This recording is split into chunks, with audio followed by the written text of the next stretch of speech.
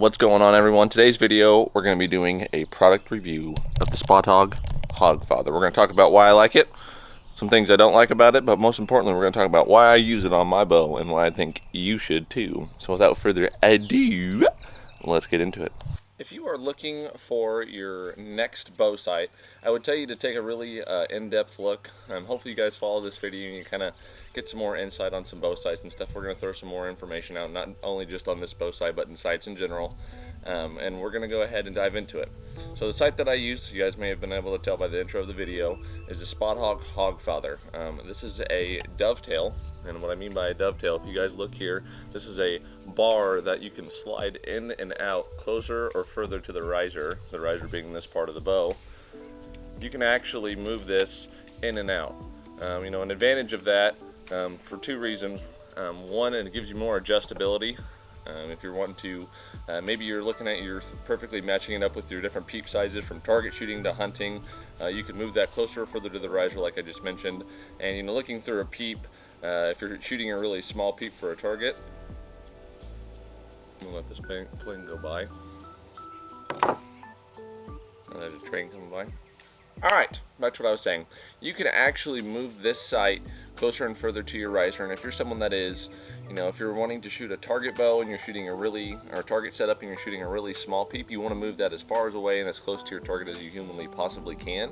And that'll give you the option of matching up your peep with your housing, and that's something that is very advantageous in my opinion.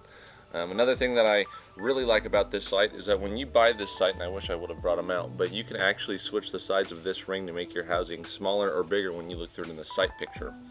Now if you're wanting to travel with this and it doesn't fit in your bow case, you can actually take this, and like I said, you can move it closer so it might fit in your bow case, and if it doesn't fit in its case in its entirety, you can actually just take this whole entire sight off. Now you're wondering, well, if I take my sight off, I'm going to lose my zero and everything's going to go wrong. That is not true at all. I've had this sight for, 3 years now, 2 years now. What you can do, and if you look, this Spot Hogg, hopefully you guys can kind of see these little dash marks right here, these little pin marks. You can just put it in the same pin mark every time, and it will stay consistent with your zero. You won't have any problems with it at all, and it will stay accurate. I found that to be very helpful in situations where you're traveling, maybe it doesn't fit in your case and stuff like that. I like that quite a bit.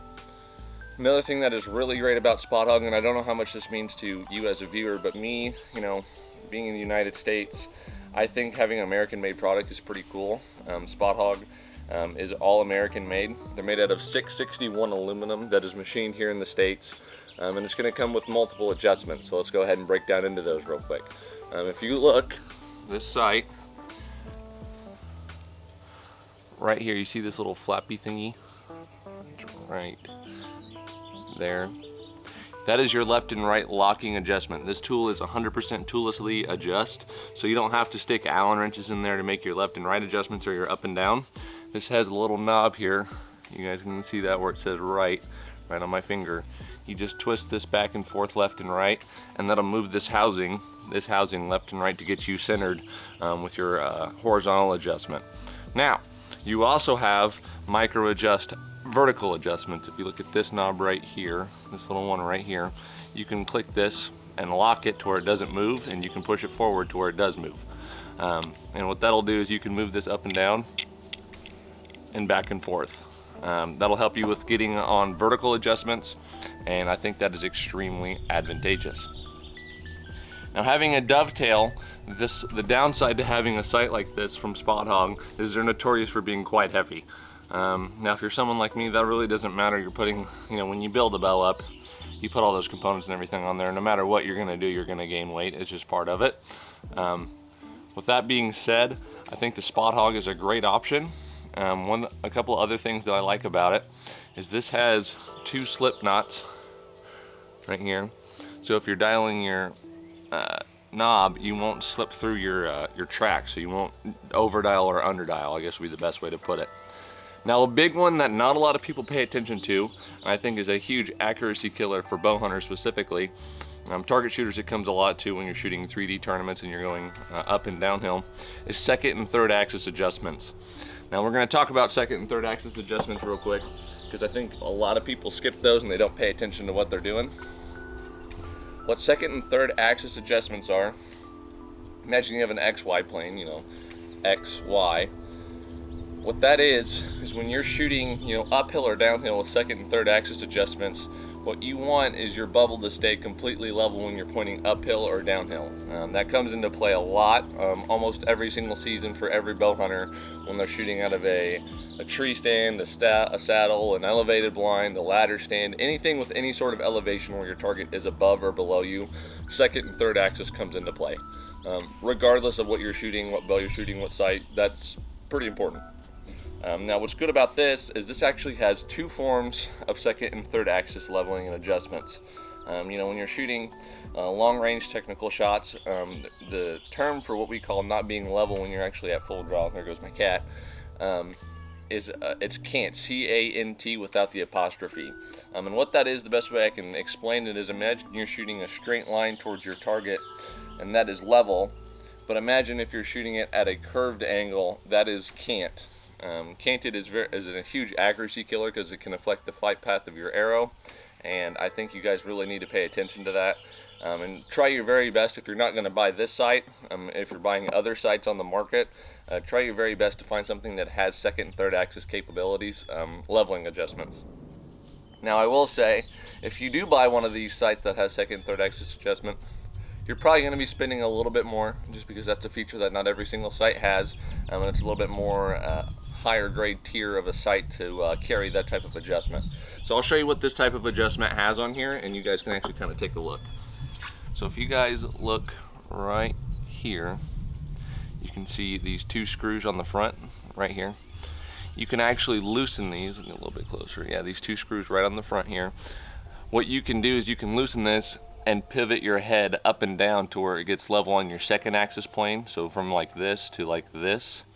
And then if you look here, I don't know how well you're going to be able to see it, there's a screw right here and there's a screw right here, and that is your vertical second and third axis adjustment. So from going like this to being able to go like this to keep it level. So if you're going from horizontal on your second, from like this, that's your second, your horizontal adjustment being fixed, and then this is your vertical adjustment being fixed up and down.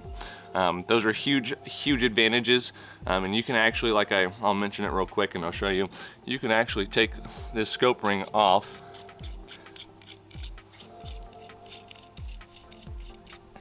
and put a bigger one on. I always use the smallest because I love a small scope housing. I don't really like a big bulky scope housing. I have really bad ADD through my sight picture, and that's something that I have a hard time going with.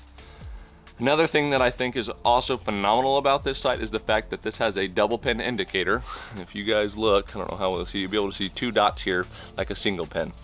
That's going to help you out with hunting. So usually when I'm in a tree stand, most of my shots are between 20 and 40 to 50 yards depending on where I'm at. I always put my top pin about 25 and my bottom pin will throw at about 35, 40. So that makes it really easy for me to shoot 20 all the way out to essentially 40, because I can just hold a little bit low if anything's closer than 25, and then if anything's further than 35, I can just gap shoot underneath my 35 pin and I'll be set to go. This comes with a sight tape, so it'll tell you exactly where you're shooting. This will come with a pre-generated laser engraved sight tape from 20 all the way out to 100 yards. Most tapes are going to give you.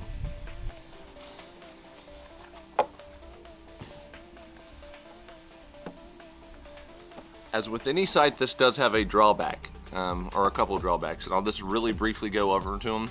I will give this sight a 8.5 to a 9 out of 10 on a ranking scale. The only other sight that I would recommend over this would be an Excel series.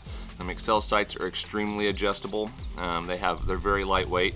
That's the biggest downfall to this sight, is its lightweight adjustability, or lack thereof, I should say. You can't really put any more components on this to make it lighter, whereas with a Excel you can put components on it to make it lighter.